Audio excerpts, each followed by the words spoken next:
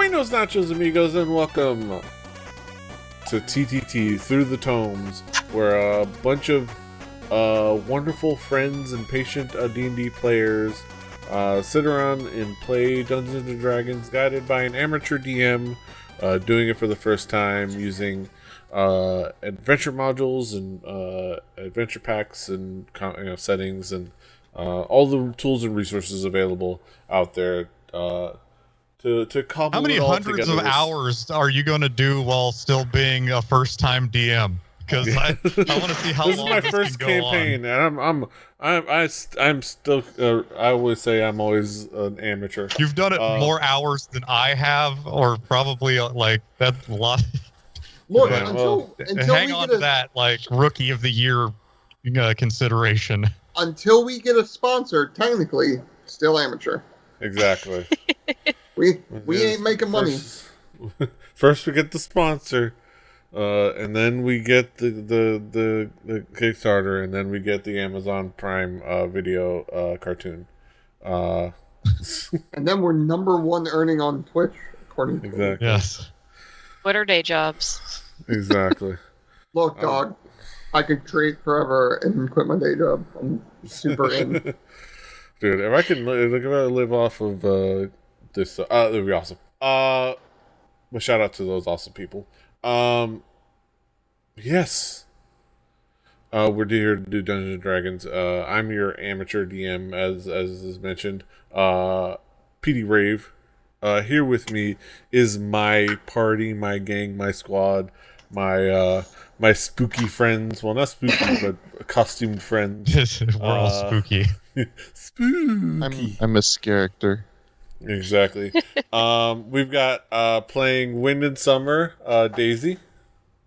Hey everybody, I'm a meme queen. Exactly. Deal with it. God. Perfect. We've got playing Toby Underborough, Brett. I brought something that's truly scary. It's the combination of two very scary things, Konami and George Lucas, in Zombies Ate My Neighbors. Exactly.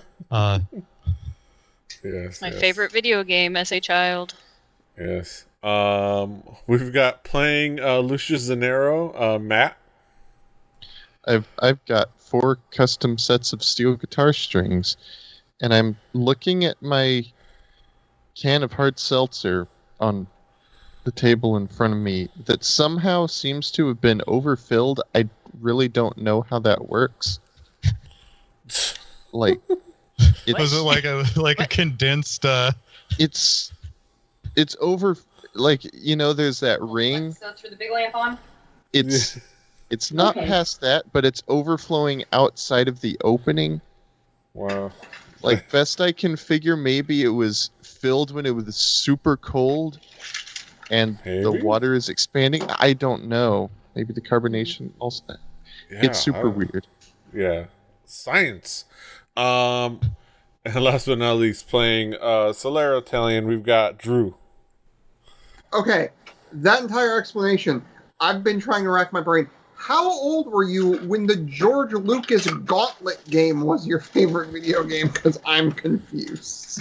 Because you said child, and I think 9 and under, and 9 and under playing essentially Gauntlet confuses me. Oh, I played Gauntlet as I could put Gauntlet on right now. I feel like I was like 10. Yeah. So. Yeah, My brother and I used to. It was a very fuck you kind of game, but yeah. We used to binge on Warheads. Well, we ate those as we played the game. That's nice. I don't know, it's some weird correlation that we always That's the only time we ate Warheads was when we played Zombies Ate My Neighbors. Exactly. Warheads are so delicious. Between Howard the Duck and Jar Jar Binks, I didn't get to show. This. Oh wait, is my camera frozen? Yes, your camera's on. There. You're good. I didn't get to say, hey, sneak peek at something that may or may not. Yeah. It's the Record Breaker's bong. He had it custom blown. Exactly. Dude, forward to that. No way. You know how much merchandising? Shit's I don't know how much the Record Breaker's bong would cost. No, I do not. I'm gonna find that out. Merchandising. It's all about merchandising. Also, my costume. I've got my jaw. I've got the almost like a dragon like decorating is all falling apart. But I've got my tail. It's missing the stinger. Because this is my best approximation of Sue. Oh, Hey. I love it. Our secret weapon. I got it attached to the arm of my seat because it would have been useless attached to my butt. But I've also I got a couple of things for show and tell. I want to shout out Top Dog Games. Because I contributed to the Kickstarter for their Friends and Foes stat trackers. Really cool, like custom rewritable stat tracker pieces that are to be able to like set up, and they're like rewritable and cool stuff. They've been having to deal with like production delay issues, just like basically everybody else. Like. But they took the time in the meantime, because they're like giant box and their friends also got delayed. They went ahead and still sent me the custom GM screen that or the GM screen that was part of the Kickstarter. The Generous Master. Yes, so it's all like it's really cool art. Wait. Go to one shot. You can see really cool art on there, really gnarly. Ooh. Oh yeah. And on the other side, are there some really bitchin' charts? There's everything you expect right here. That's the business end right there. Oh yeah. And then check this out. That's dry erase writable. Hit point tracker. Hell yeah. Oh, all cool. that. TSR didn't give me that. Exactly. Really cool. And it's basically everything else you expect, but it has a really nice little hit point tracker and thing to write notes. Again, dry erase writable. Yeah, it's really neat stuff. I might incorporate it once I get more used to it. It's a little wide, but it's still nice. But yeah, another thing, I stopped by this I don't know if it's like a national place, but it's I think it is Total Wine and More. I've been to Total Wine many a time. Yeah, so I went to Total Wine. I was like, I was looking for a certain type of beer, and then I kind of was exploring, and I got diverted. So, but that other beer, I'll pick up another time and I'll show it. But I got another one from our friends at Barrel of Monks Brewing, which is I believe right nearby, and it is a beer called The Wizard. Ooh. The Wizard. It is a Belgian white ale with a literal just like wizard on there. The Wiz. It is a Belgian white ale with You'll soon be able to play that guy in a platform fighter. Yes, with orange peel and coriander. Well, hell yeah! Oh, that's interesting. I'm down. Those two things go great together. Okay. Oh, also, I am drinking the Josie Lemon Lime Hard Seltzer from Turning Point Brewery. Nice. It's pretty good. It has tastes a little bit like Static, but not as much as White Claw. I'm with the old standby diet Dr. Pepper. It tastes more like regular Dr. Pepper. More than what? Those ads never made sense, so I can't tell you. There you go. But more than Diet Mr. Pibb? I don't know. Maybe. Exactly. This was not named after the gal who we are going to break out our hats and hooters for. But I can still pretend. Exactly. And rev up the motor scooters. Nor is she named after a leader of a band with a pair of pussycats. Nope. No swinging tambourine. Exactly. All right. So, in the meantime, we're here to do D&D, to do Dungeons and Dragons. We're gonna do the darn thing. As we get into it, we've wrapped up our really cool adventure, courtesy of Adventures of Weight, Silver Tongue, which y'all should check out. And we, the gang, kind of like recovered that and are now, they reunited the Jeskiers. I forget, it's the Jeskiers. I always forget. And reunited them and got their just so rewards. Good. Exactly. Together. Yes. Again. Also, this beer is very. I got a lot of head out of the bottle, just out of the bottle, and it's very gassy when I drink it. Mm.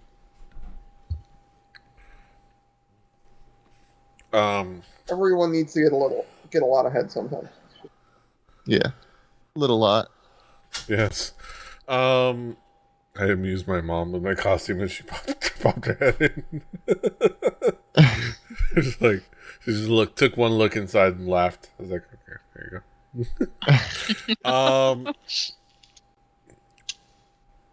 But yeah.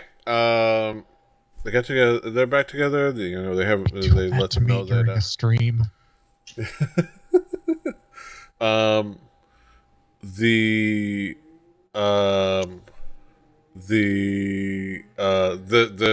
found out that they got their rewards. They found out that now they have a friend in the nobility in Port Mali, so that's nice.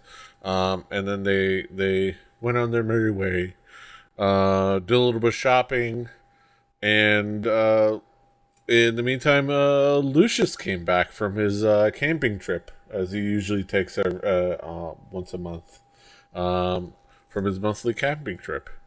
And now they're together, and again, hanging out. Naturally. Exactly. Do I have my calendar? I have to probably reset up the calendar again. Configure. All right, so we are. I would say it's the next day. Now you kind of like are free to kind of do a lot of whatever you want to do,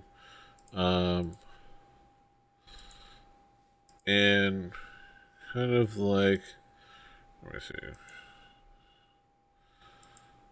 All right. Damn. Okay, I'm trying to. Make sure, apply, save configuration. Okay, alright.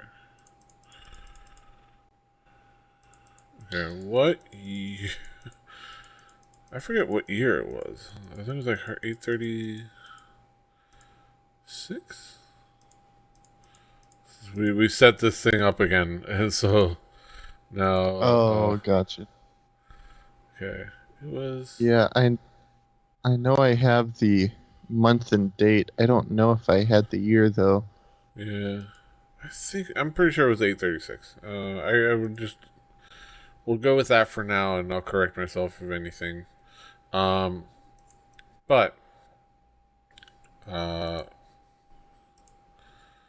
this is all to kind of like understand. So it's like a nice full, a nice day. You guys had breakfast and caught up, and you guys shopped around. Did you guys shop around after reunion? No, I think before you reunited, right? And then yeah, because I distributed everything that needed distributing.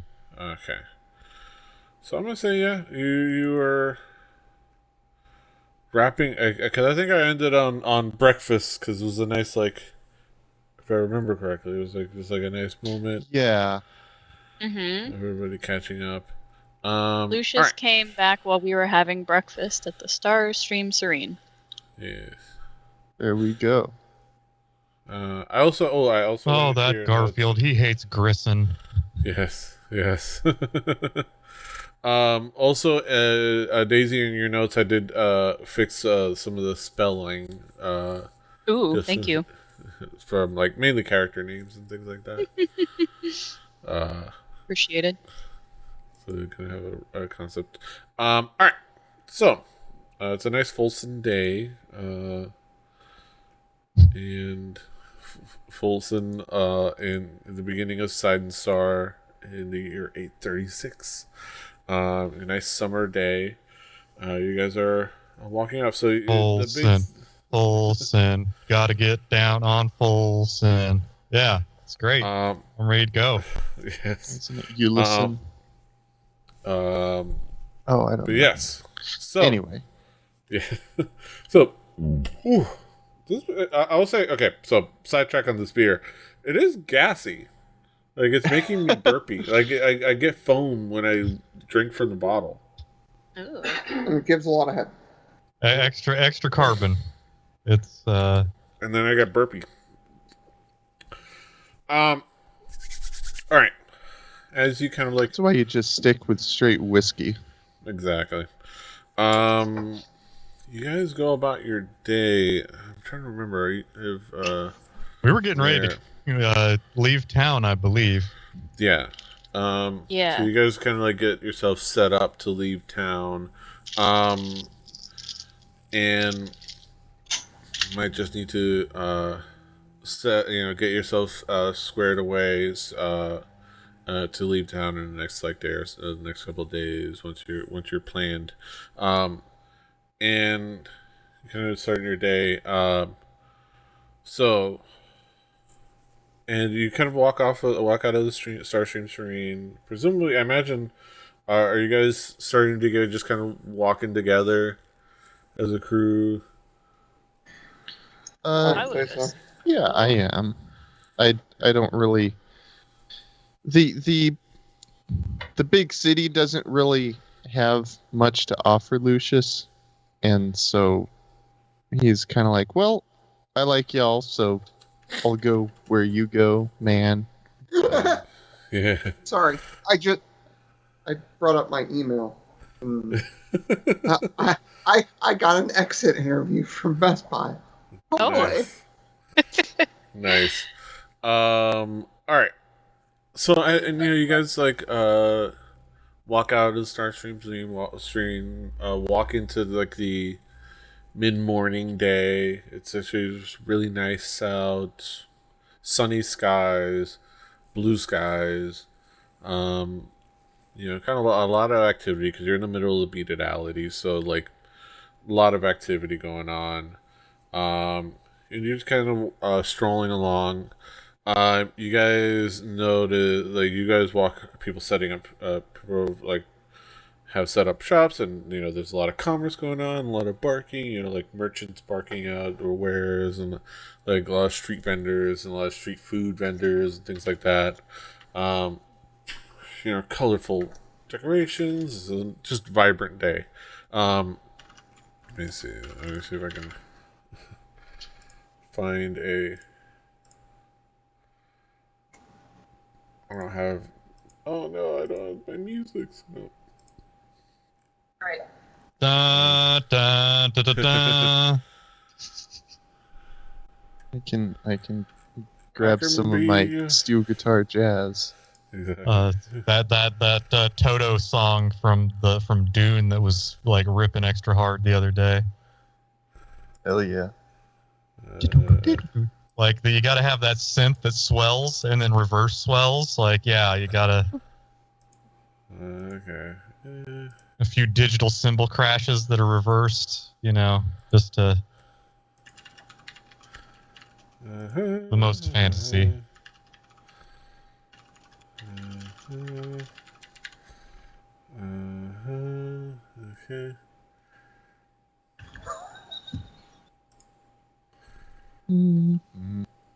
I have to come back to that. They gave me a place to type a paragraph. I was just like, I can pay attention to the story and hit these bubbles, and then they gave me a place to type a paragraph, and I'm like, well then. Yeah. This window is going into the background. I'm going to be not nice. Okay. Don't burn bridges, just remember. I don't. Unless they're sick burns. I never want to go back. Ooh, that's peppy. Yeah. But yeah, you guys are wandering around, walking down the streets. It's a nice day. You guys wander past, like, ahead of you. You notice the enchantment shop that you noticed that is under construction. Troon's Enchantment and Magics. As you kind of like are walking by, you see the door open up ahead of you, and you see a fairly tall human male. Looks to be like in his early 40s, deep brown skin with kind of like black, like shorter hair. It's like super curly, like tight and curly, like a tight afro. Okay. Yeah, deep, dark skin, handsome face, 40-ish, things like that. He walks out, opens the door, and then turns around as if to like expect somebody that he was walking ahead of, and you see kind of like roll out a half orc, middle-aged half orc, rolling out on his wheelchair, with like very very nicely styled hair with a little bit of, almost like a must to it, like a little like messiness to it, but not like it's wild. It's just like nicely messy. Handsome, a little middle-aged as far as like appearance, and fairly tall. It sits fairly tall, as he's a half orc. Glasses on his face, pretty nicely dressed, but like seems like daily wear, but that's like nice.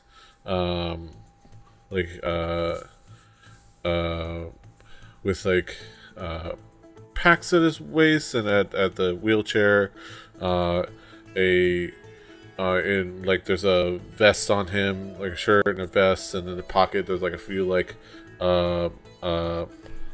writing utensils, like a feather, things like that. Yeah, and they're just kind of walking around. It's like yeah, and the orc speaker's like, yes, it's gonna come out really really great once it's finished. It's gonna be good to set up shop here. Well, yeah, hopefully if all the human pipes up, is like, hopefully if all comes together, no complications come up. I'm sure it'll be fine. We gotta be careful each step of the way. Don't worry, we'll cross any troublesome bridges when we come to them. Let's just enjoy this beautiful day. And it just kind of like stands there.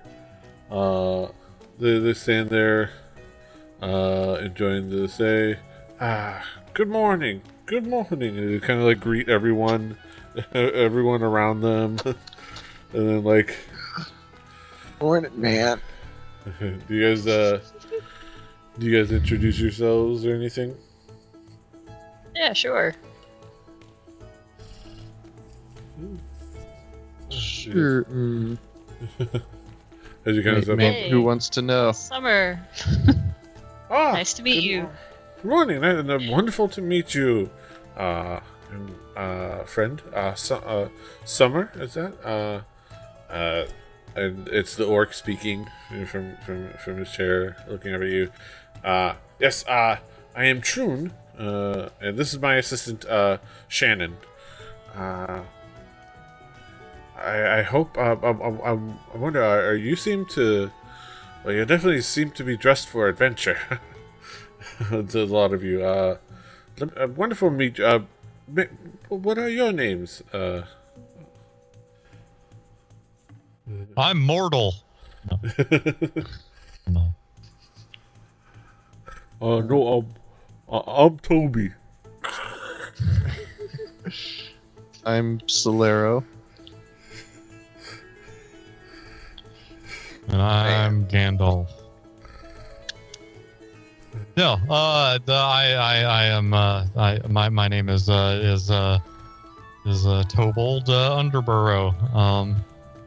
But you might know me as Toby, and I loot a loot. I go. My name's do do do do do do do. Yes.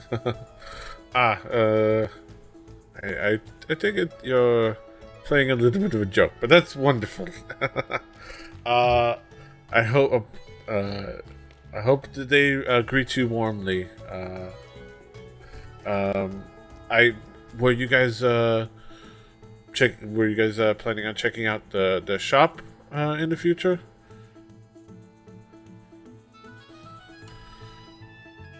Maybe. Maybe. Yes. Shrugs. Yeah, probably. Yeah. Yes.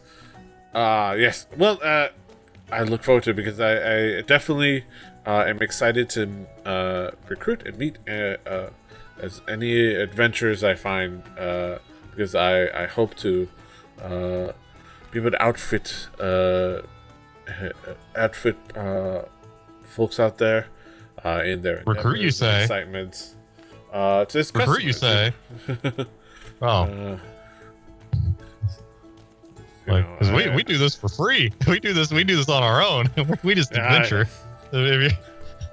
Yes, the call to adventure. I remember those days. Those are wonderful days. Well, I hope you guys. I hope you all will stop by our shop once it's open in a couple weeks.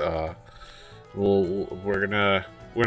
I'm an enchanter. I've kind of been trained in quite a few different places around Marquette and in Tal'Dorei, and I'm hoping to really get freaky with it with my enchantment. Oh my! Oh. It's gonna be some great. I'm gonna really get into the art of the arcane. Bring the art back into the arcane arts. Cool. Cool. Chun. I'm sure these fine adventurers are busy in and of themselves. I'm a simple sales pitch is fine. Yes. We welcome you as in roughly sometime after roughly 2 weeks. We will be hopefully setting up shop. If nothing complicates things and everything goes according to schedule, we will hopefully be opening up shop in 2 weeks. So hopefully you will come by after that time. Shannon, don't couch everything in your doubt. 2 weeks, we're gonna be all set up and ready. You have my word. I have to be, I have to be the reasonable one. I have to be the one to foresee our possible complications. I know. That's why you're my friend. Well, anyways, I will leave you all to your day.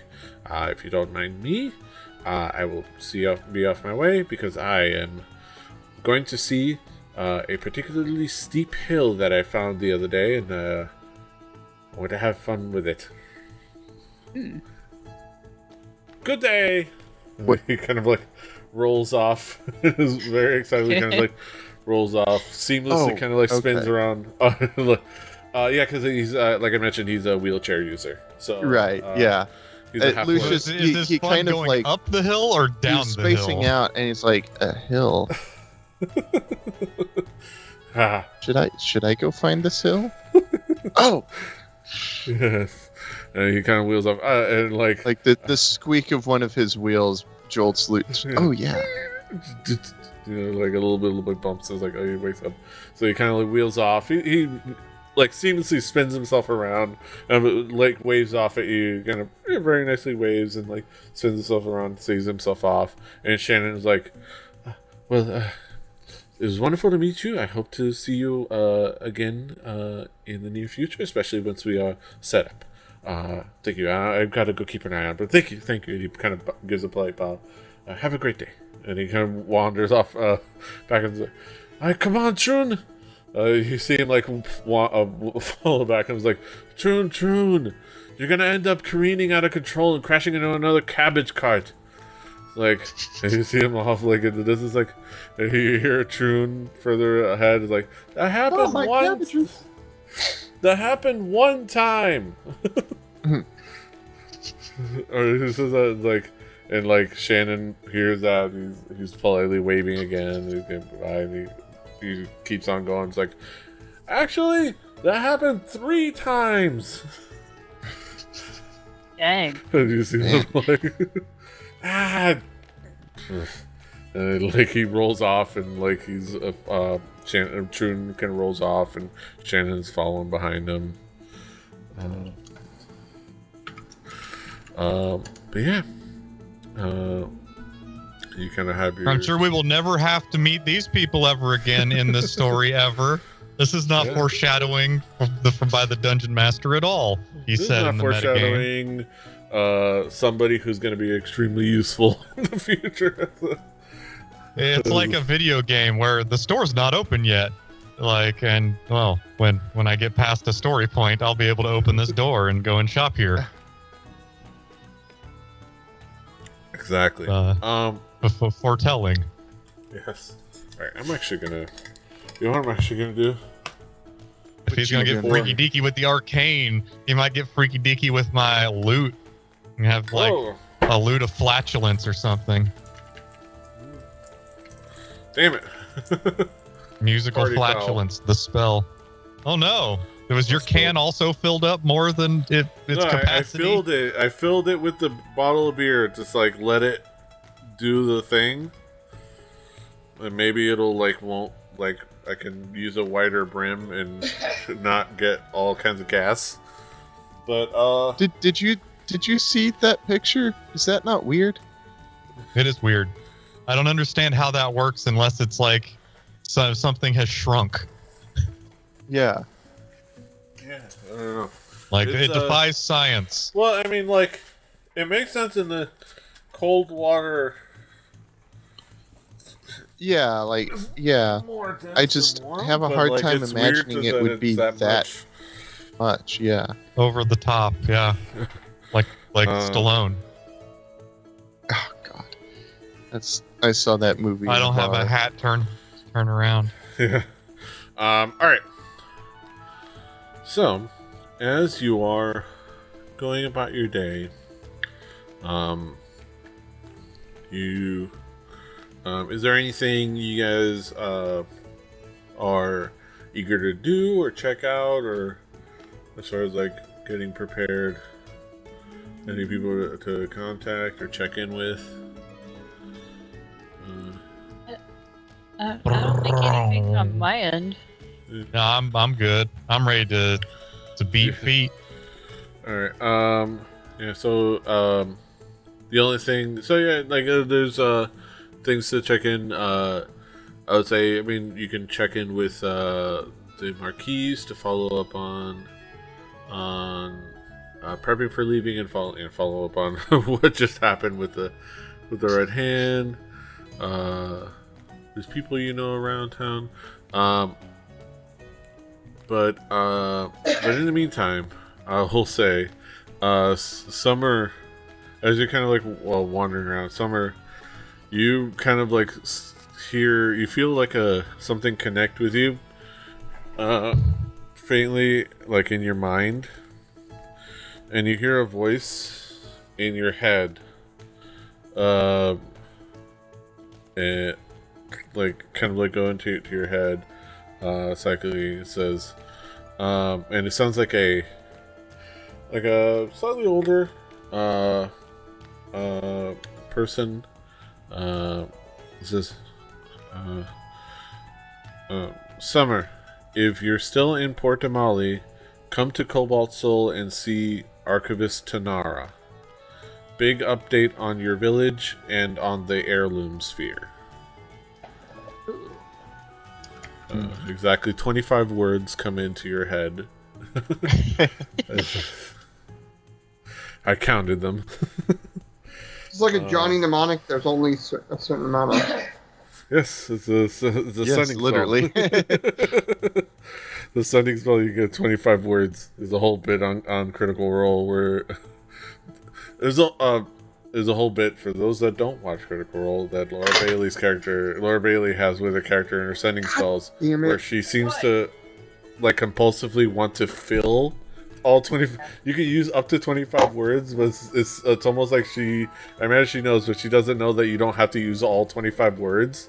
It's almost like I feel like it works for the character, not knowing that you don't have to use. So she'll like, there's like ones that she'll like ends with like do do do do do, or she'll have 3 words left and she'll ends with "Are you pooping?" It's like those classic moments. Talk about the biggest show on. Shout out to the biggest show on Twitch. Apparently, yeah, it's awesome. At least from the dates of 2017 to 2020, so says that leak. Now we got to give Petey a chance to drink so that we can see whether it's automatic burp city. It's a lot better. So I'm not getting foam every time because I'm going off of this brim. I think going through the bottle. So I think this is destined for cups. Yeah. Maybe a straw, yeah. It's good. It's just it's foamy for some reason. I don't know.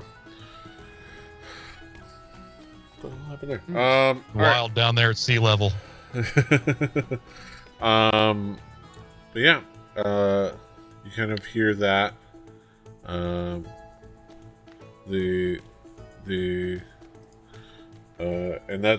that's you kind of like feel like you would be able to reply in kind if you weren't inclined. Does Summer reply? I'm on my way. Okay. So where are we right now? Just like still in middle of town? You're in the beaded alley in Portamali. You just walked by a lot of the shopping district areas, and you just passed by the future home of Shroom's enchantments and magics. Did we notice that like somebody with Cerebro was reaching out to Daisy, or is that? I mean, unless she telegraphed it, but that's up to Daisy. But no, that's why I was asking, like, where. Okay, so like, yeah, where are we? And then, are we all together? I think we are. Yeah, you're all kind of hanging around, just as like a little like group, just like. Okay. Cool. So I'm just gonna hold up my hand, stop, and be like, I need to go to the library. Someone just spoke in my head. I feel like we would know what the sending spell is. Yeah. I think I would say you have an understanding of what either it's something you're thinking about learning in the future, or you've heard people. I've read a book. Yeah, and this is pretty high magic setting, so like it's common communication tactics. Is to use sending spells for. Speaking of high magic, what's our druid up to these days? Library sounds good, man. Yeah. All right. He's just doing his best to enjoy the old day. You know, he's kind of, he's kind of stuck in the city. So there's that. But, you do what you can with who you have. You can't love the adventure you want. Love the adventure you're with. God damn it! I was just. I was gonna make that joke, and then you started speaking, and I was like, "He's gonna make the joke before." We've hung out way too much. Yeah. Yeah. Exactly. All right. So I imagine. So you guys make your way downtown, walking fast. Making your way over to the library. Mortal Mortal's been there a couple times since you guys got back already. He'll just like go off on by himself while you guys were shopping or things like that, or just hanging out, because it's been a couple days since you got back. So he's been there already, but like he's still excited to go. And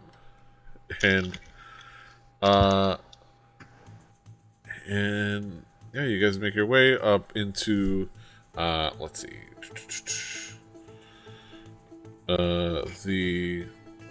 Make sure I have the info correct on this place. Let's go to P for Port Tamale. That would be the Crescents. You make your way over south and west from the beaded alley into kind of go through one of the main gates. They kind of separate more of the main thoroughfares. They separate one of the main elevations, because it's on a higher plane, because it's like on different levels of elevation. So you go up into the Crescents, and you make your way over to the Library of the Cobalt Soul. And it is that the wonderful austere building with the blue and silver adornments and the symbol of the Cobalt Soul in various places. And you kind of walk in. You're pretty familiar. You all know the process. Everybody's coming in. You guys get your escort, except for Summer, who is now considered like a member and a student of the Cobalt Soul. So she kind of they just kind of let you go in and for whatever you need. But yeah. And you guys go off and do your whatever you end up doing in the Library of the Cobalt Soul. I'll let you guys see if you think of anything that you guys do while we do what Summer is gonna do. But yeah, Summer, you ask. I imagine you ask about Tanara. Yes. And somebody leads you over to where she's at. Let me see if I can. Let me change the music to something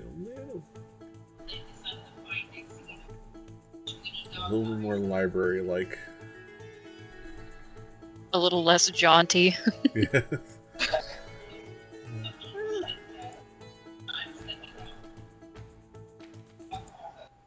Oh my. Could you not always start the volume way up there? I wish it would. I'm not. Yeah. I know. I agree. And then every time I turn it down, like immediately, then PD, you turn it down, and it raises it back up. Yeah. Like, oh. Sorry about that.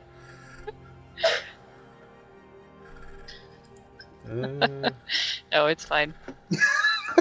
I hate you, Brett, because now I'm not going to be able to hear that. Hey, I want a pork tamale too. Like, I mean, everybody wants a pork tamale. Exactly. Look, I would eat a pork tamale if offered. Exactly. All right. So you you're led to kind of like the area where Tanara is studying, and you meet I don't know. Did I give a descriptor for her? It would be the same. You meet an archivist, and she's familiar, because she was the one that helped you initially find the info on the sphere, and I believe she was the one that said that she was gonna send somebody to check on your village and see. And that was a couple weeks prior in game time. It's been months in real life, but that was a couple weeks ago in game time. Yeah. Consulting my notes, it just said I spoke to an archivist. Archivist, yeah, who referenced that, but I didn't have a name. Yeah, and but yeah, you don't remember a name, and you just kind of like go where they told you. Oh, she's gonna be like, she's over there, kind of looking some things over.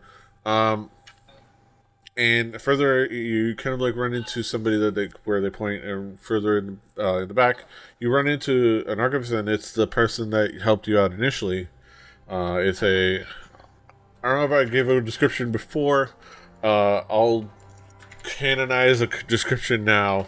It is a young, fairly young. I'm gonna say like late 20s, early 30s human. With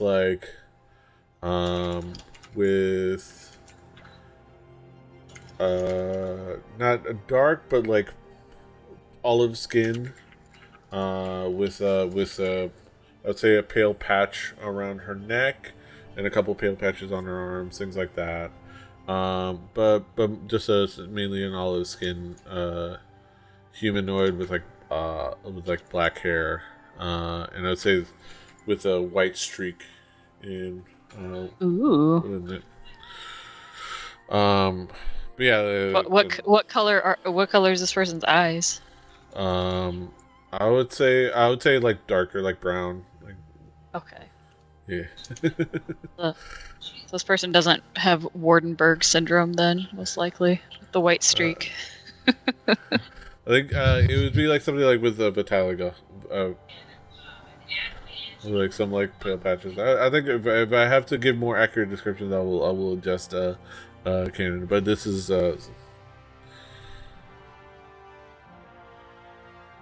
what?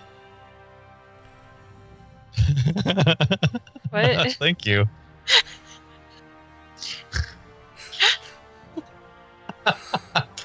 What?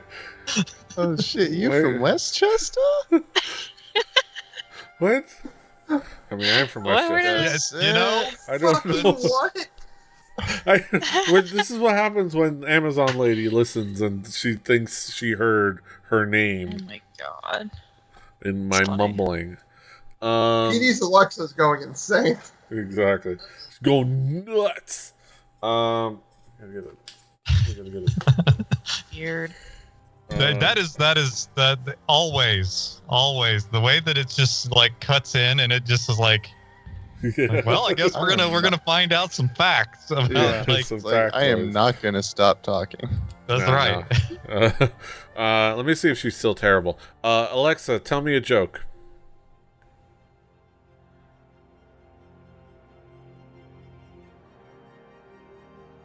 Oh. Yeah. Yes. It's a good one. I enjoy that one. No, it's not. Yo, no. Shove it. All right. Team dad joke. Yeah, team dad jokes. All right. So, you meet up and she greets you. It's like, yes, Summer. I have info. I have news. Somewhat odd and disconcerting, but not too bad. So don't worry. Hopefully you weren't worried when I said big news about your village. Nothing's on fire or anything. Everything's fine. But we like I said before a couple weeks ago, we'd sent out some sages to head out there. And it takes a little bit of time to get out there. Obviously, it takes a couple weeks to make it up to Gordon and out to your village. But they were able to find it great, thanks to kind of like your instructions. So we sent a couple of sages and up there and an archivist up there to talk to everybody, to talk about the artifact. And well, apparently the artifact isn't there anymore. They say that the artifact actually kind of disappeared a few years ago. And they're not quite sure where it's gone. They are a little concerned, obviously, but they couldn't provide much of information to our sages or archivists. They did give great descriptions and information, but right now the archivists are talking to the elders in your village about, when they came into possession of the artifact, and it looks like it's lining up with the timelines of the heirloom sphere kind of nicely, based on where some of the things here. And she points out to the books, a couple of books that she has on the table. Is because you're out in the main big area, if you remember, like the big area with all the like the tables and like where the shelves are to either side. And she's at one of the tables, and she has a couple of books laid out in front of her, and it's kind of lining up with the timeline. And she kind of has her hair is a little. You do notice that her hair is a little frazzled, and she's been. You can tell she's been like studying these things over. She kind of was woken up early, and had to dive into this info. It lines up with the timelines of when this was last. The heirloom sphere was last recorded. As available or researched or observed. It's kind of been passed down to different places. We're not sure of like its origins, but we see kind of like little bits of information. A lot of this is like it's described. We're matching up similar descriptions, but with disparate like names and information and places. So we're kind of like doing a little bit of like what's the word? What is the word?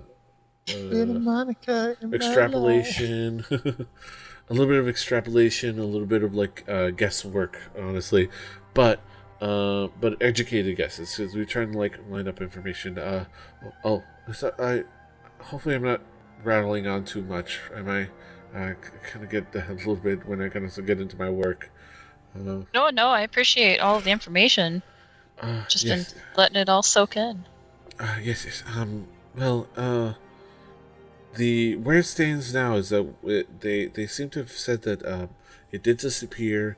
They're not quite sure why it happened, but it happened a few years ago, and it almost disappeared kind of out of thin air. It's hard. Obviously, it's hard for them to launch full-scale investigations out there, but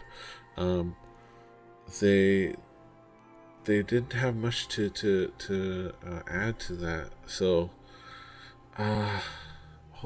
did they have any suspicions of who took it? Have you heard anything?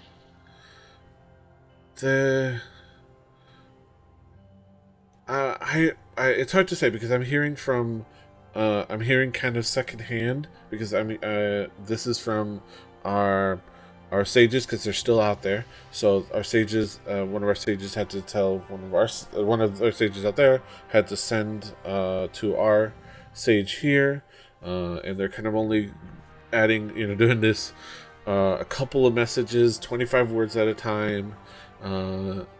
So, how it works. Well, I don't know if you know.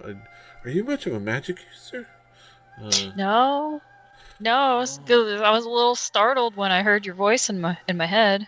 I think that was you.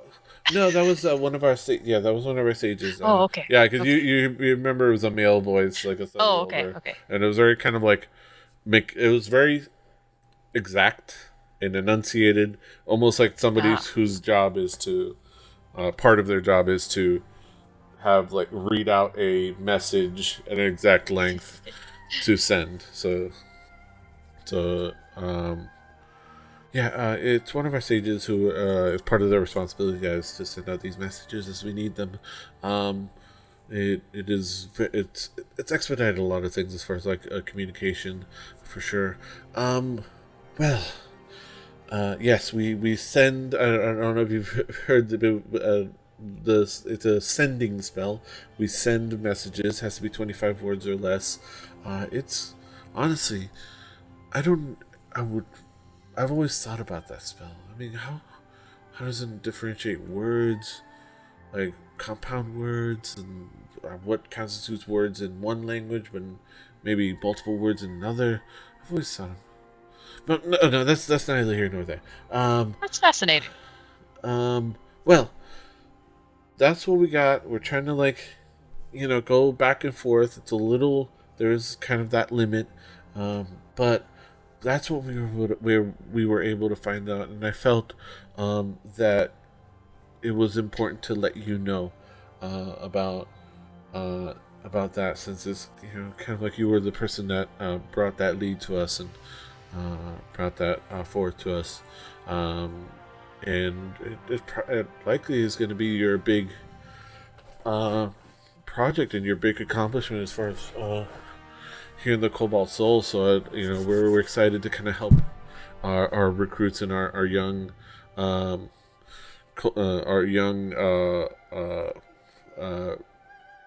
fledglings here, and our young growing members of the Cobalt Soul grow and find their projects and find their research opportunities.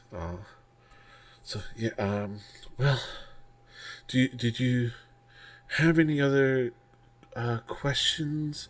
I'll try to think of because I'm kind of like, I'm still mulling over everything, but do you have any other questions of what that you need to know about for this? I can't think of anything. Okay.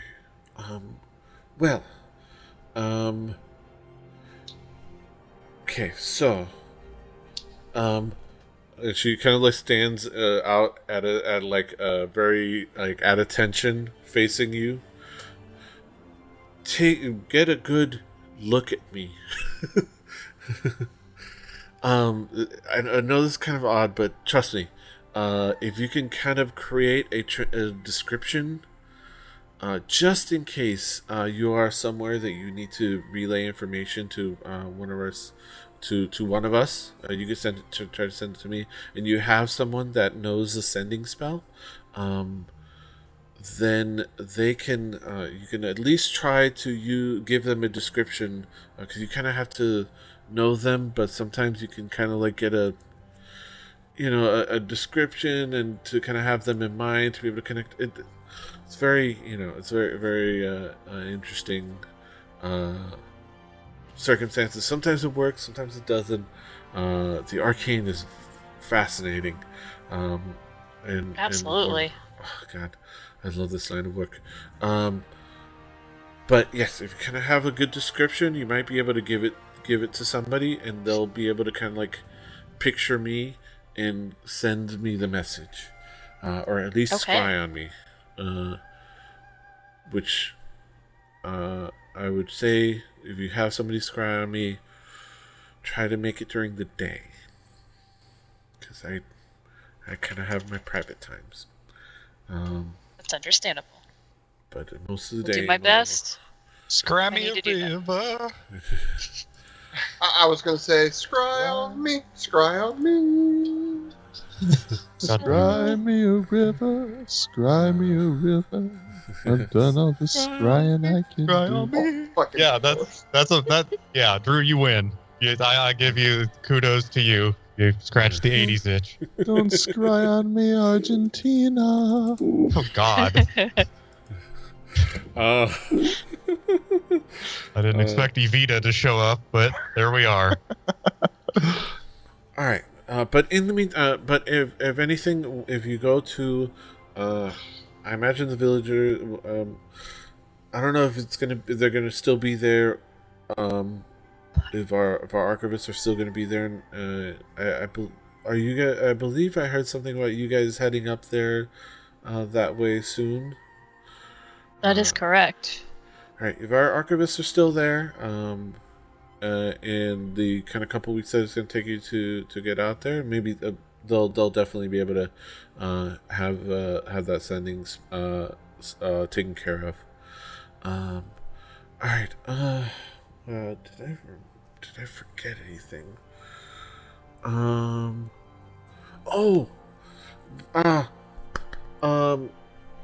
A couple days ago, because I think you were out of town. A couple days ago, they got your sash and pin ready as a member of the Cobalt Soul.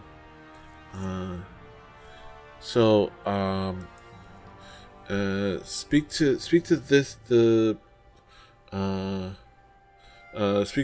what is it? Olden. Speak to Olden. He works in the in one of the offices over to the front, to like the right of the entrance, and he helps out with that. He'll have yours. They kind of were handing them out a couple of days ago, but you were out of town, but they still have it ready for you. Like everybody that is officially a member of the Cobalt Soul. So be sure to go and get yours. I was not expecting that news. Thank you. Yeah. All right. Well, this is an exciting day. Yes, it is an exciting day for research and history. We're going to learn so much. All right. Well, I have to get back to my research. I got to go find this book that I'm pretty sure I remember seeing one like 4 weeks ago, and I think is going to be key to this. But thank you for so much for the lead. I wish you luck, safe travels out there, and hopefully going back home is a nice experience for you. I don't want to presume feelings of home on anybody, but hopefully the prospect of coming home to your home village is exciting for you. All right, bye. Yeah. Oh, you were saying? I'll let you say. I have mixed emotions about going home. Yeah, I definitely understand. Like, I've had some of those as well. It's not always easy. Well, good luck. Bye. All right, and she kind of like runs off. She runs off to one of the aisles up there, and grabs a ladder, and and she grabs a hold of one of the ladders. It's like a ladder that's like a stairway that you roll on wheels. So she does the thing where she runs up to it, puts a foot at the base, and like rolls forward, and just kind of out of view. It doesn't seem very safe. Yeah. You see what I've done with what are you, the fire marshal or something? You should see what I've done with pallet jacks at Best Buy. Yeah.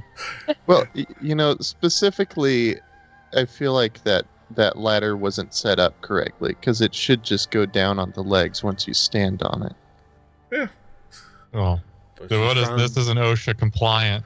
Yeah. This is, they've it's almost like they've rigged it to like just do the fun like rolling thing. But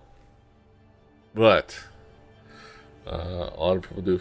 A lot of people do. They don't think it be like it is. A lot of people do fun, unsafe things with equipment when they're at work.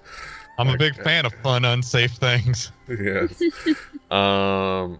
Like rolling on like a pallet jacks backwards with your feet on the things like skis. Oh, sure, yeah. No, everybody's Racing done people that, with yeah. shop creepers. Yeah, get 2 creepers and try and keep them in a straight line and not just spin in a circle. Oh, Yeah, exactly. Yeah. I always just ran over my ponytail whenever I got in a creeper. Oh, Oh God, no. yeah. Oh. That is Oh. that.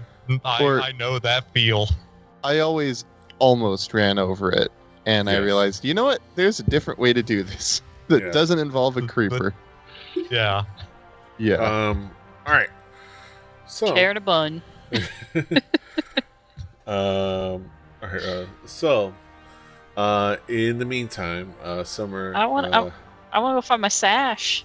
Yeah. Sash and this pen. How cool. Hey, at least you're not getting beat up this time. True. Yeah, I was looking back through my notes, and that was a guy named Lowen who beat me up. And when we went back later, he said he was gonna go on a date, and Toby inspired him, like cast an inspiration spell to have a good date. Yeah, fun memories. Yeah. So, all right. So you go over to and you find the office, and I think you find the office, and you see it's almost similar. If you can think of like period appropriate version of like a place where when you got your I don't know if when you went to graduate and you went to pick up your cap and gown. Everything's like. Nope, I didn't have that experience. Homeschool, y'all. Oh, you didn't get to think you were Macho Man for a little bit? Nope. Yeah. But yeah, it's just like a room with like different like garments all over the place, and there's a couple of places to like set up for cloth repair and like tailor's tables, like clothier's tools, things like that. And there's a couple boxes on like on a shelf. It's like and like a slightly older dwarf with like a bald head, bushy like salt and pepper beard. It's like bald horseshoe with like a ponytail in the back, and like nice bushy salt and pepper beard. In monk attire, the Cobalt Soul, silver and blue and things like that. And he's like, well, may I help you? May I help you? Archivist Tanara said I'm being admitted into the Cobalt Soul, and I get a sash and pen because I missed the ceremony. Yes. We were heading out. Yes. Your name is. Wind and Summer. Yes, I have it here. Looks up. Yes, Man. Think about like how they alphabetize names here. Like Summer, like last name Summer, first name Wind, and yeah. Like how do you? So you see, I would say do a decimal. Yeah. I think when the way I would say is that you would see that some of the names have last name, comma, first name, and some of them just have singular names.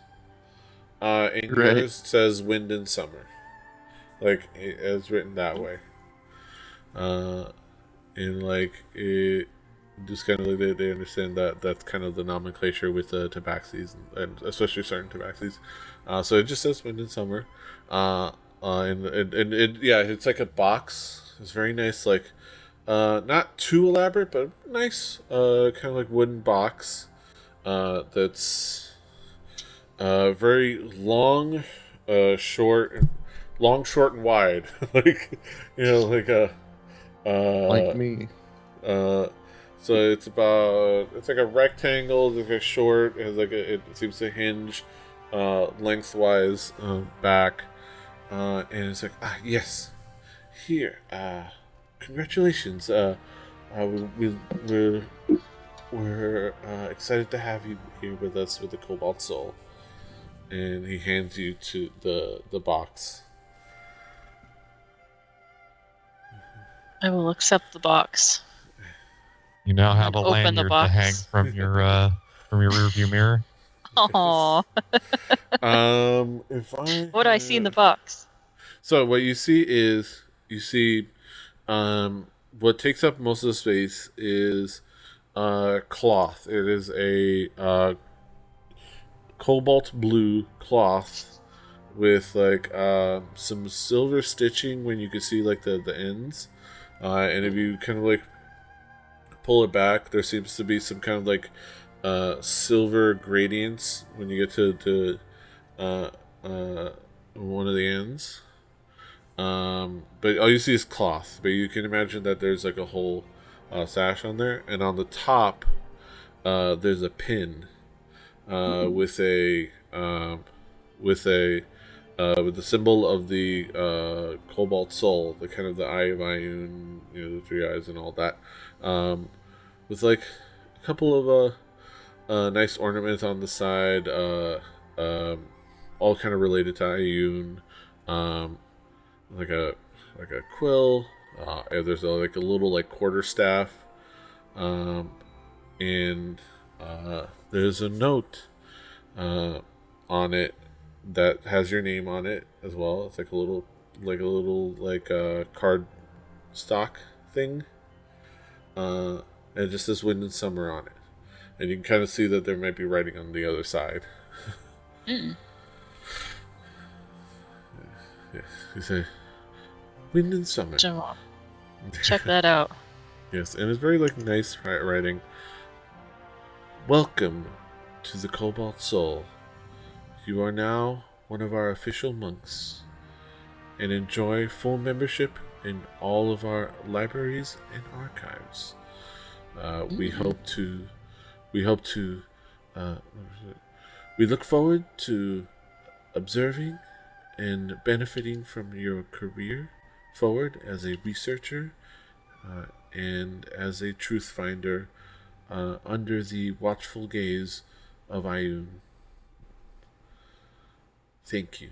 And it's signed, and it seemed to kind of like have been done in one sort of ink, but signed bespokenly with what it's hard to tell, but you can tell, you can kind of figure that it's an order, it's a signature that says Tori. And then cool. Okay, and old dude's like, all right. So in there, you have your sash. You can wear it. Many people wear it over their shoulder and kind of tie it by their waist. Some people kind of tie it around their waist, kind of like double back around and kind of like hang it at their side. The pin that we've started including is really helpful for that, but you can find a lot of people have their own way of expressing themselves and showing their connection to the Cobalt Soul. So it's entirely up to you, but it's a nice long sash that you can wrap in various ways. The pin, that is something that is going to be quite useful. I'm excited for us to start including that and giving that to our monks. It is, let me see, I gotta pull it back up. It is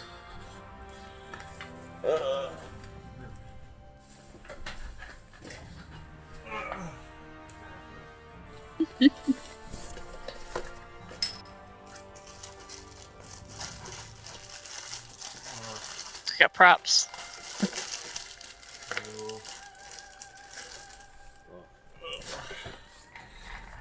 Dawson card is in here.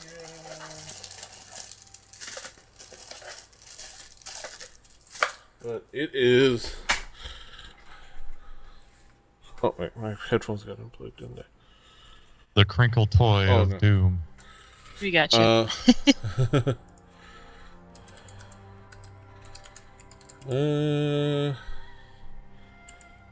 I should have had this up, but I forgot.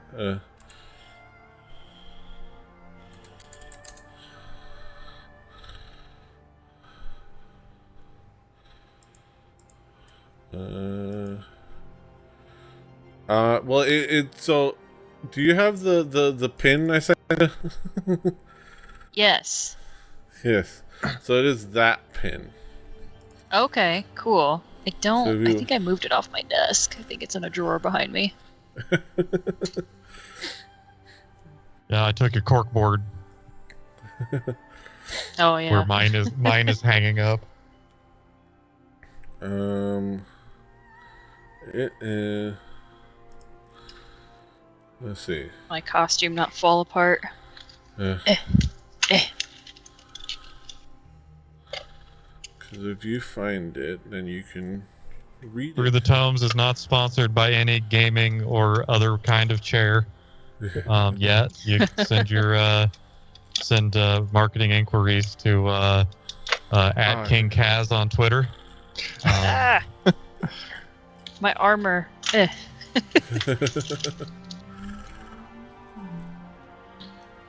This podcast brought to you by nice office chairs from Craigslist, but not by Craigslist on its own. No, very important. It's brought to you by Brad Shoemaker's 15-year-old office chair. Oof. Yeah, it should be the boon of the soulful. I'm trying to remember. Soulful.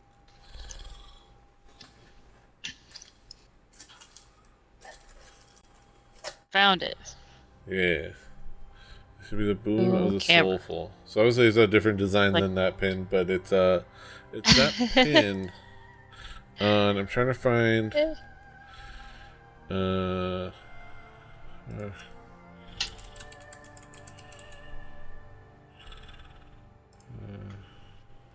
Ooh, it's a size C Aeron for $379. Ooh. Okay. Like fat At rest or no? Ooh, okay. Damn, they don't have the.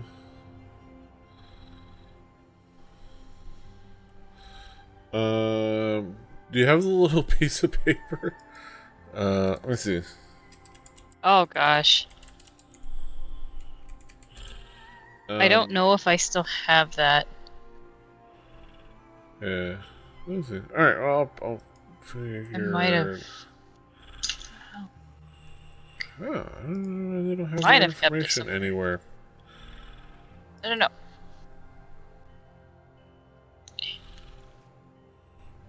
Bass guitars. Yes. Tech talk. Bass tech. Which one you guys want to rotate? Yeah. I think I haven't done anything more with my arch setup. I haven't had much time. I look forward to see if the if I have to manually turn on Ethernet again, though. Yeah, I've come to the conclusion that my problems are that it's a very poorly supported fork of Arch that I'm dealing with. The Arch ARM. Yeah. Yeah, it just because it's not like I'm following every tutorial, the official one even step by step, and it's just it's not making any changes. I dot all my I's, I cross all my T's. Right. So I'll just have to wait until I get a machine that comes with a convenient version of Arch already installed on it. What's that? Okay. The Steam Dank. Yeah. All right, I'll figure it out. But there's it's not a super high powered. It's similar to all the other ones, the boons, where you get a nice little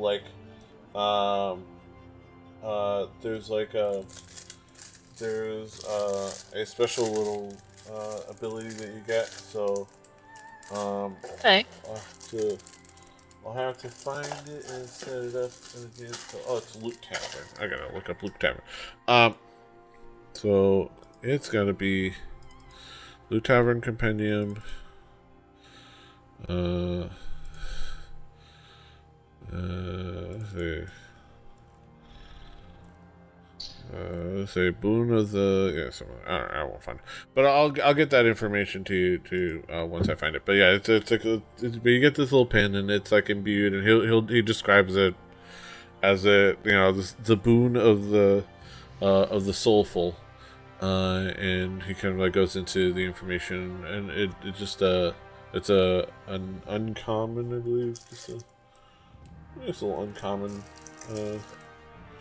Is it like magical? What? Yeah, it has a little like magical element to it, and once you kind of put it on, there's a what's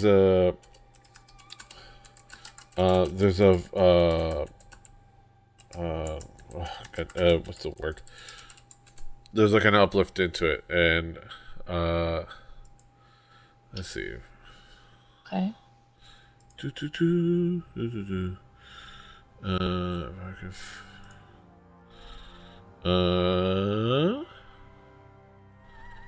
And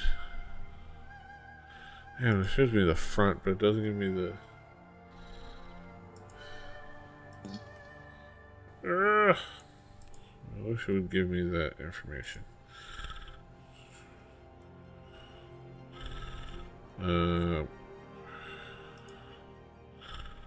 But that being said, I think that's the main thing that it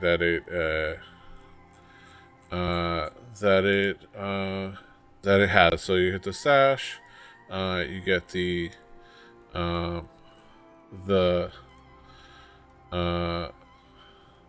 pin, which is a boon to your monk skills. There's that I will have for you in the near future once I can find it. But that is pretty much kind of what it gives you. And yeah, that's what he gives you in the box. He's like, welcome to the Cobalt Soul.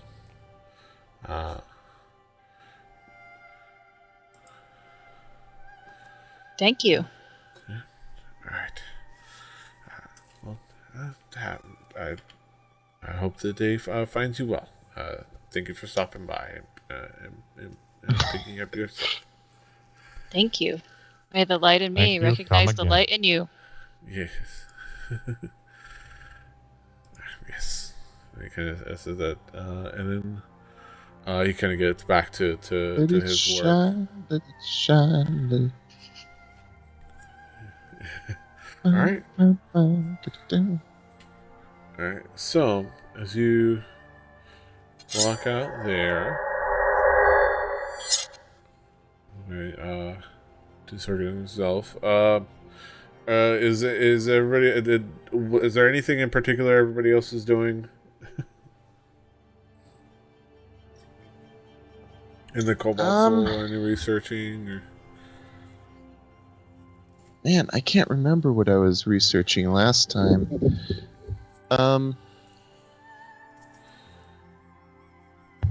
Yeah, nothing really comes to mind.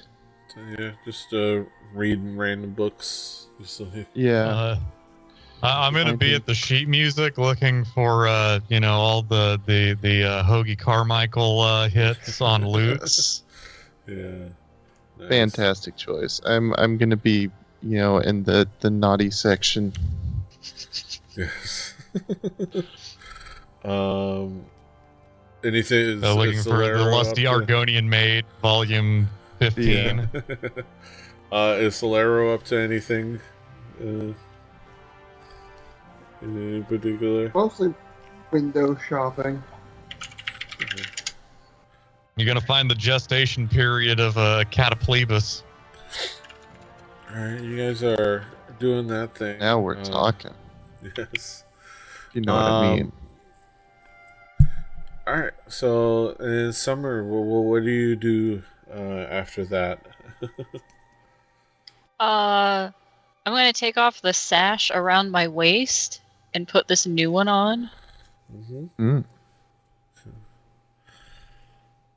And then go see what everybody's doing. Yeah. Alright. You find everyone kind of like around a couple tables, just kind of reading random books. Mortal's off doing his thing. He's got like 4 books all set up. He's constantly just doing alchemical research and things like that. And you guys help all your escorts and helping out. Yeah. Do you all just gather up and make your way out of there? Or I'm good with that. Yeah, sounds good. Below in this popsicle stand. Okay. Alright, you call out to Mortal's like, okay. He kind of like gathers all like the books, hands it over to the archivist, the escort who hands it over to an archivist because it's sick with Mortal's like he like looks at Mortal's like and he hands it over to one of the archivists and who puts it over into one of the return trays, and you guys gather together and you start your way out the door. Yeah, and then so as you exit the Cobalt Soul Library, you start making your way out of there. Making your way. Downtown? Yeah. You hear a female voice calling to you. It's like, hello. Hello. I'm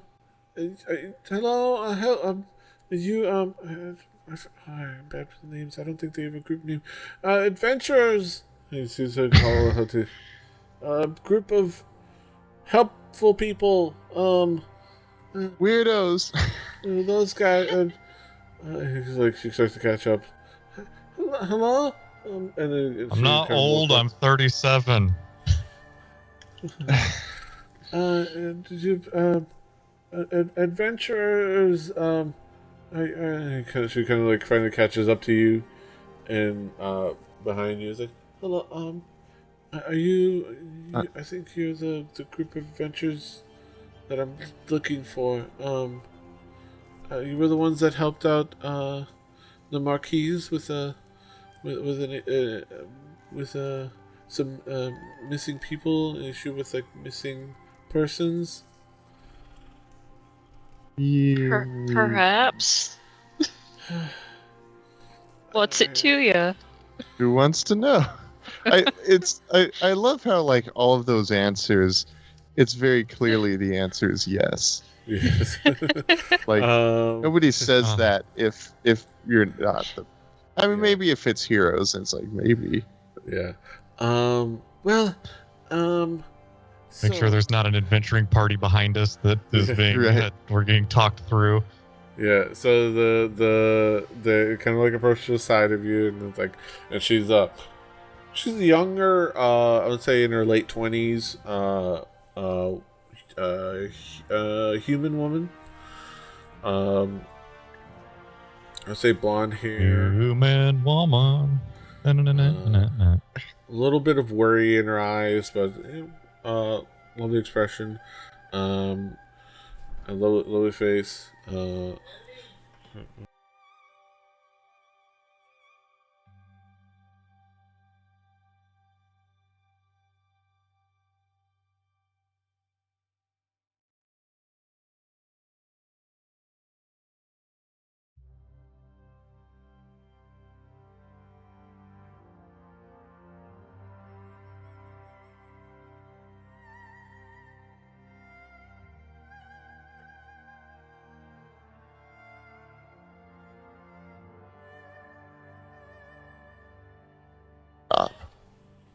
I mean, it pays for itself if you think about the power usage and the amount of cycles. That's true. But you have to do a lot of processing to make that up. But it's one thing to put on the pro side of the column. Yeah. And I guess FFmpeg is Arch, so I could just the issue is I would have to make sure the network closet is well ventilated. Oh no. When it happens, but I could just copy it over, transcode it, copy it back. Yeah. You got a tag showing there, Petey, on your head. Yeah. I think that's what that is. Yeah. It's like you're at the Opry. There's because so this is I want to understand how cobbled together this is. I went to Party City before we get back to the Adventure Time. I went to the Party City and I found this head thing and this tail. I was like, okay, that's one step. And I was like, all right, let me stop in the Dollar Tree. And I found this thing. And like this thing in the Dollar Tree. So it's like I'm like putting this on and then putting the thing on top of that and my headphones on top of it all. Headphones, yeah. So it's all like coming apart. Alright. Not me anymore. Alright, so back to the thing. We are so you guys are heading out. So you guys talk to this lady, she's talking to you. It's like, well, I'm wonderful to meet you. My name is Winona, and I've been trying to get somebody to help me find. My wife. She's a guard. She's a guard that works in the city. And she's been missing. She has been home in quite a bit. And she works for the Clovis Concord, but they haven't been able to tell me where she might be or what she's up to. And well, I got some info from some friends and talked to some people, and they heard that you all helped with find the missing people at the Frightened Flower. And I've kind of been getting the runaround from the Clovis Concord, so I was hoping to get some help from you. Cops, am I right? Yeah, the kind of the red tape and the bureaucracy of the city can sometimes. Well, I mean, it can help some, but not others, and it's so frustrating. Screw the constabulary. I mean, it's quite funny that I ended up marrying a cop, but she is the love of my life, and I can't live knowing that something might have happened to her. You know, she does dangerous work, but well, How long has she been missing? Like a week. And she's never really, she'll be out doing certain work for a day or two, maybe at most, but she's been gone for a week, and I'm just really concerned. I do have to say I can't offer you much as far as payment. I'm very sorry. I'm desperate, and I could use some help. And I'm hoping you'll when I kind of think I know where she might be, but it's a little bit odd. I've heard. Would you be able to help me out? And, I think we need to do a huddle, guys. Yeah, huddle up. Okay. Okay. So, our plan was to go up to Gordon to track Roundabout Jen. There's 1,000 gold bounty on her head if we find her alive. How do we feel about a small distraction? I mean... What are your thoughts, mortal? Don't ask. I mean, it's up to you guys. I'll go with whatever you guys decide. I mean, it's been more than a week, right, since we were on the Wave Chaser and had that run-in with like the Clovis Concord or the fake Clovis Concord, whatever. So I'm just thinking, like, did we accidentally kill her wife? I don't think so. Had a fleeting thought. I don't think that's. I don't think that's a concern. Okay, yeah, that'd be bad. Okay, so I want to just pause and think this through. That would be very, very like that would be a thread to tie back around. That would be very impressive if that's where this adventure was going. But I don't see why this would be an issue. I think that Toby's not going to push back against adventure being put in front of us. Yeah. And it seems like if we keep doing these small deeds, like I don't want to be egotistical, but word spreads and it gives us more opportunities to keep helping people, and Toby maybe can get some songs out of it. Or we could find other fruit trees that we can, enjoy free of charge. Maybe a nice lime tree. Oh, I freaking love lime. That's way better than lemon. There you go. Yeah. All right, I vote yes, we help her. Yeah, it also might not. Oh, whoa. What? Yeah, sorry. I switched up the music. I thought I had adjusted the volume in time. I gotcha. It might not also be bad to have a town guard in our friendly to us. Yes. Yeah, we're still on the shit list temporarily for the crimes that we have done. It's like, what I do not know what you were talking about, Toby, and neither do you. There have been no crimes. There have been no crimes, man. No crimes. Oh. Just small. We're the worst criminals ever. Who's going to tell her the good news? Yeah. Again, may I remind you that we were just out and about. No, you take a hit out of that, and a guard nearby goes like, "Hey!" And he look over, like, I have some. "That looks good. Where'd you get that?" The hippie hay.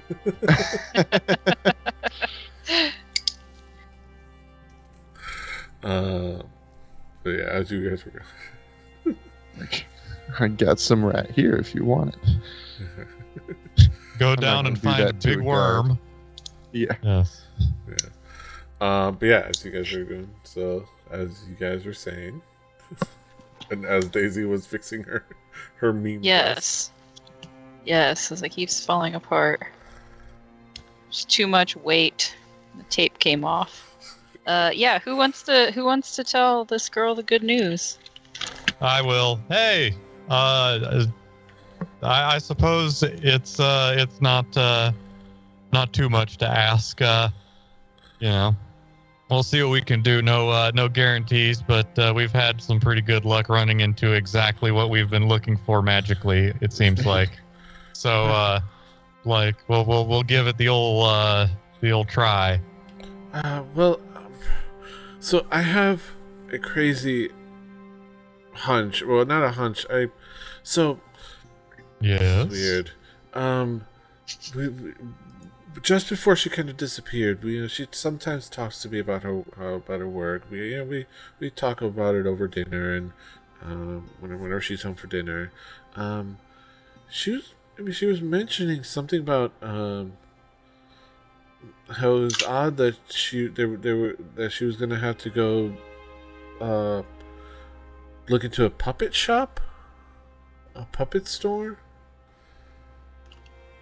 and I mean it was kind of an offhand talk about that, and we kind of made jokes about puppets and then reminisce kind of like about puppet shows in our childhood, and it was like a whole thing. It didn't really register at the time, but she said she was going to investigate this puppet shop. It's closer to, it's in the let me see. It's in the beaded alley, I believe, but it's close out. We're not in the beaded alley. Very close to the outskirts of town, west of the beaded alley. Kind of an odd place. That's it's kind of an odd store. A puppet shop. It's like the Fountain Square yarn shop. Yeah. It's like very specific. Yeah, and that's what we were talking about, and we were like. And how odd that it was just that. I mean, we have a lot of like places that work in, woodworking, and part of that is they make toys and puppets and things like that. And of course they're over there, but just a puppet shop, and that was the old like, puppet monger. I don't know. I think that's why it just stuck into my head. So it's. Well, Toby wants to see this, whether or not it's a good lead. In character, I am more than happy to find this puppet store out of personal curiosity, and I will look and see what's going on. Yes. Well, it is. So the name of the store is Merrill's Puppet Emporium. I'll copy paste into the chat for y'all. Let me see. I'll do it into Skype, so I don't have. Sweet. Oh my god, I spelled it right! Yay! Yeah. Merrill's Puppet Emporium. And my wife, you'll find her. She's a tiefling. She's beautiful. She's the light of my life. But her name is Dancing in the Rain. Is she Tabaxi? No, she's a tiefling. Sorry. Okay. I was gonna say. Sorry. I got distracted. We've got a demonic zero in the chat. Hello, welcome back. Hey, demonic zero. Hey. The title is we're playing Through the Tomes is our D&D show. Where we're playing Dungeons and Dragons. And we kind of use adventure modules, so it's called Through the Tomes. But yes, yes, I know that she kind of she has not a usual name for tabaxi for tieflings, but I think she knew some tabaxis, and I know what you're talking about with some of the tabaxi names, especially some of the tribes up north. Have wonderful names like that, yes. But yeah, her name is Dancing in the Rain, and she's if you could find her, you can make sure, hopefully, that she's safe. If she's not, at least that she is, and what has happened. I want either if I can get her back safe and sound, that would be wonderful. If she is not, then I would at least like some closure. But I'm not gonna get caught in morbid thinking. That's something we've been talking about on me working on, so I'm not going to do that. So I would be glad if you can find her safe and sound, and she can come back to me, and I will be hopeful. Yes, let's stay optimistic. Yes. Okay, just describe your wife. What's she look like, so we know who to look for. And she kind of gives a good description of her, like a deep. She says like she kind of has a deep auburn red complexion with some, obviously like some lighter parts, like her torso is a little lighter than the rest of her body. Her arms are a little darker, because she has a short sleeve shirt tan. But yeah, deep complexion, Dark hair, horns. Obviously, she's a tiefling. Horns, the most horned of races.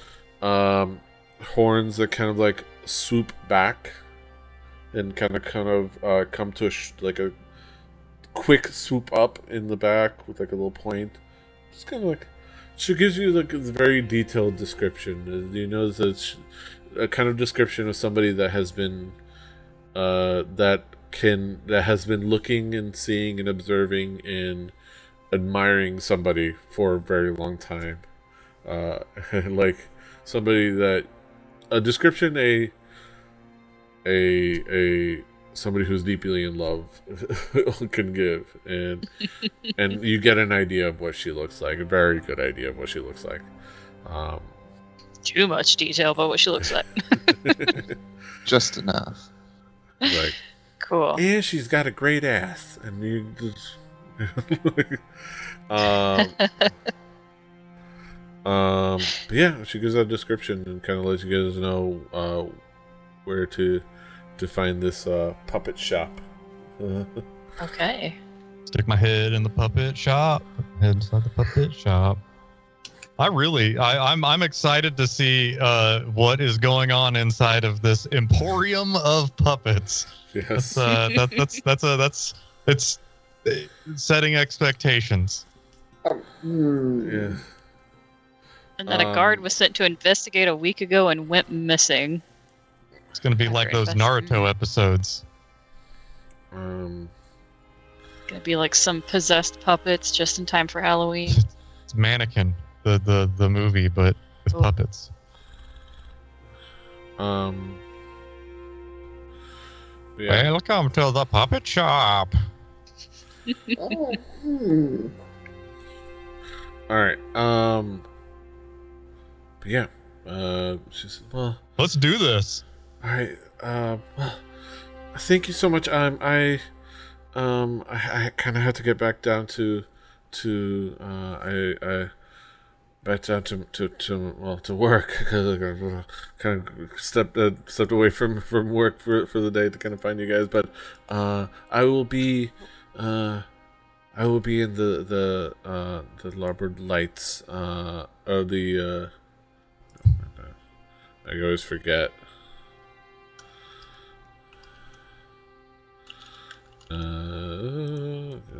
Get my lore right. lore. Lore. I love lore. Yeah, Portamoli. He uses contractions. Yeah, but the lore. I work I work at one of the fisheries out in at the docks at the larboard light. You'll find me out there. I'm usually out there during the day, doing various things here and there. It's just, I mean, I wear many hats out there, but hopefully you'll come to me with good news. Where did she say we could find her? What was it called again? You can find her it's in the book. It's the Larboard Light area, the district of Port Damali, one of the like, big 5 districts. I remember the map. It's the docks. So she says she's like out in the docks. She's at a fishery. Down by the sea. She's easy to find, not hard to miss. Okay. You know, where the mongers are. Yes. That sell fish. Close to the water. We know that area very well because we are boat people, or at least formerly boat people.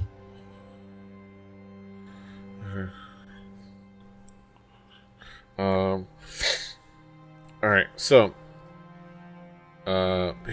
Well, thank you so much. I ever so grateful for your help. I will send you on your way, and I will be on my way. Thank you so much. Goodbye. And she bows, and she kind of like bows a few times at you, and like almost curtsies at once, and then she runs off. It's like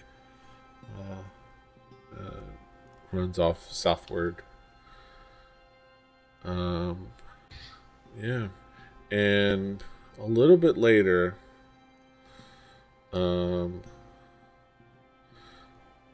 somebody kind of like you're just kind of like standing there or walking away a little bit, and there's a drunk guy. It's kind of like swaying a little bit, wandering around, like carrying like a bottle or like a tanker. AM drunk. Like a flask. Wandering, and he sways a little bit and bumps into Solero. He's like, I'm sorry. And kind of drops his flask and it's like, I'm sorry. He kind of like wipes you off, like if he did something to you, he didn't make any kind of mess on you, but he's wiping you off. Alright. I'm sorry, Auntie. I'm sorry, Auntie. I don't trust this. And he picks up his flask. And he whispers. Keep my hand on the hilt. I would like to perceive. Give this guy side arm, I also would like to perceive if he's taking anything.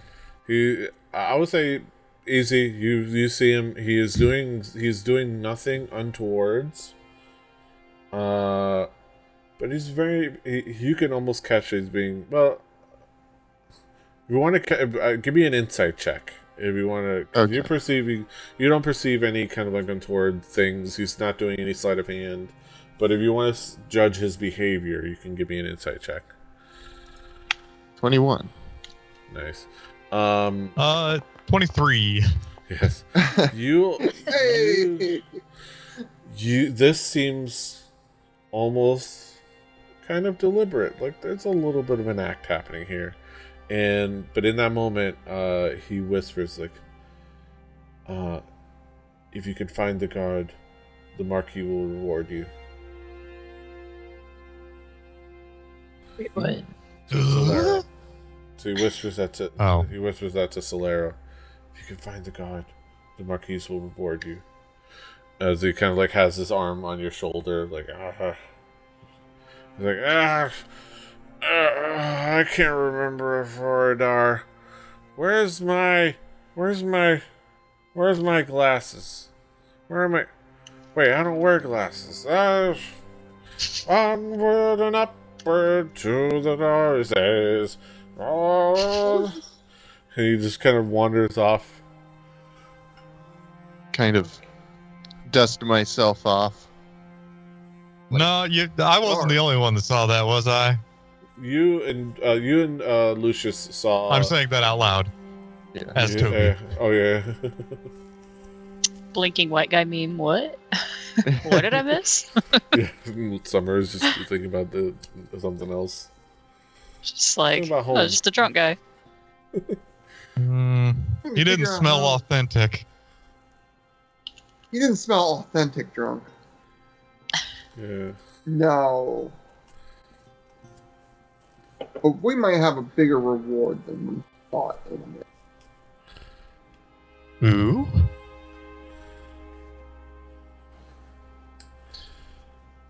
We're gonna have to find some of the... How do I want to explain this to them? The man... I gather them closer to me. Huddle. Team huddle. Man... I get very close, like, I imagine we group up, but I'm trying to keep us moving so nobody can hear, like, the complete conversation. Yeah. I get mad. There's two of you huddling while walking sideways. Yeah. We have to have our eyes out for guard, is what we're looking at here. And then you did mention people. Yeah, and the guard. You did mention the wife is a guard. So it's almost like. Yeah, that's interesting. People looking. Explain this up. What do we do? Like, who insufficient data. We need more clues. So you said so you got the I'll say a recap the information that you got just in case. But the wife, the Winona said that her wife is a guard, and she went missing. And she gave her kind of like the information in this field, and this drunk whispered to you, if you find the guard, if you find her, find the guard, right? The Marquis will reward you. Marquis. But that means we're gonna have to pick a side. As I explain this to them. Do you tell us what he says? Yeah. Yes. Okay. I mean, is this like a two birds situation where we find the lady's wife, and then the Marquis will pay us for finding the missing guard? Or maybe I think we will find. I have a feeling we will find out more information as we do this. Yeah. Call it a hunch. It is. It's odd. It's weird to be that secretive, though. Yeah. Right.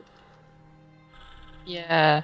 That's why I'm like, the way he's trying to hide himself makes me think this is not an and situation. This is an or. This is very quickly going to be turning into an or situation. Which is what I worry about. Right. Well, we can cross that bridge if we get there. Yes. All right. You guys do your thing. All right. So you guys head off. Where do you guys head off to? To the puppet shop. Yeah. I think I'm okay. Yeah. Just going straight to there. the puppet shop. Ye old puppet shoppy. Yeah. Yeah, and you kind of like while you're mulling over the what just transpired, you kind of walk your way over there, walk up to the beaded alley, down because you have to go down to the beaded alley. You have to walk north. So I wonder, they're gonna have like ventriloquist dummies. They're gonna have marionettes. They're gonna have like some finger puppets. Like what? Like like a stick your hand in and then like have an arm that you wave around on a stick. Like that kind of like puppets that start with an M.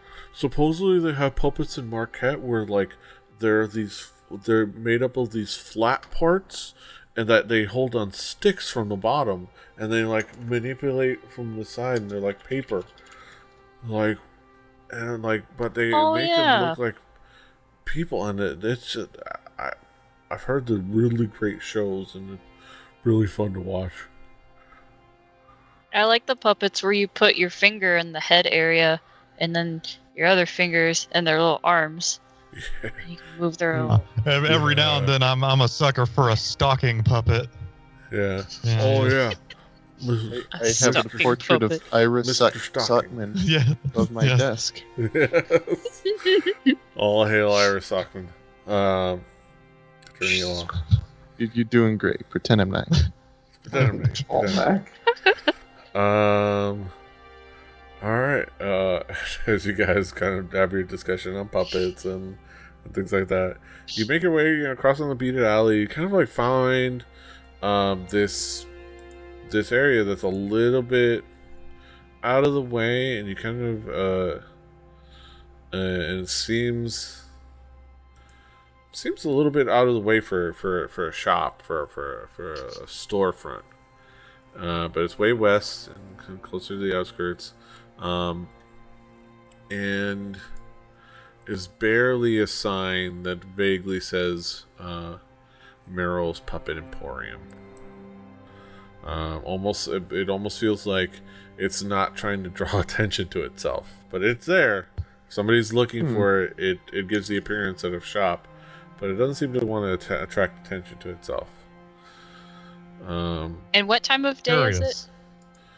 At this point, I'm gonna say with the time that I like to travel is the afternoon. Okay.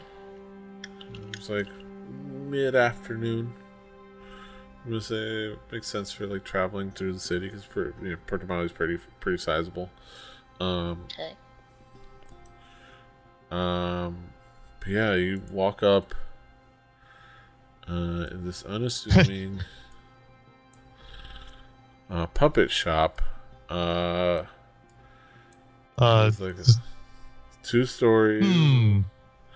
I feel like some of this is being spoiled. Like the nightmare is the in the title leads me to believe that we're in for some fun. Yes.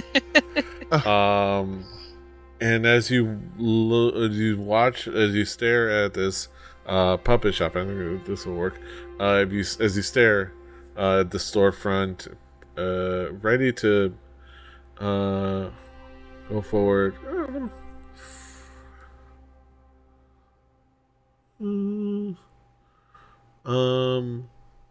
Yeah, I'm gonna say as you stare into the front of this puppet shop, ready to deal with and investigate what's happening inside. We'll go ahead and call it for the evening. As we get, a little bit early. Next time on Dragon Ball Z, we get to have a nightmare. I presume. Yes. We're as we go towards this next little adventure, a nice little like Halloween-esque adventure. Even though it'll be past Halloween by the time we do it, it'll be actually a couple weeks, based on like our schedules and stuff. But yeah, looking forward to that. We'll talk about that adventure. We can get it. It's another DM Dave adventure. So, and if you recognize the names and things like that, you'll know which one it is. But it's a courtesy of Torchlight Press. So shout out to Torchlight Press. But we'll talk about that when we start off the adventure properly on the next episode. But yeah, thank you all for hanging out with us. Thank you for watching. Thank you for enjoying the D&D alongside with us. And for this episode of Through the Tomes, be sure to check out the channel at Rebelli TV, twitch.tv/Rebelli TV, youtube.com/Rebelli TV for all the VODs and the past episodes. I just today uploaded. It should be up ready. I'll post things on social media to update people, but I have we're up to episode 47, which is the previous episode. It's up on thetomes.com. So you can catch up on all the previous episodes in audio and video format. I'm still. It doesn't have a podcast feed yet. Don't have an RSS feed set up yet. I kind of want to get artwork. I think I said in past. I kind of want to get good artwork, or at least decent artwork set up for it. That'll be in the future, and then I'll have that all set up. But yeah. Check out all the episodes, things like that. Just like, share, subscribe. Check out the show notes at thetomes.com for all the links and all of our shout outs. Do all the things. Until next time. Hasta los huevos. Toodaloo. Bye-bye. Hashtag find Luke. Onion.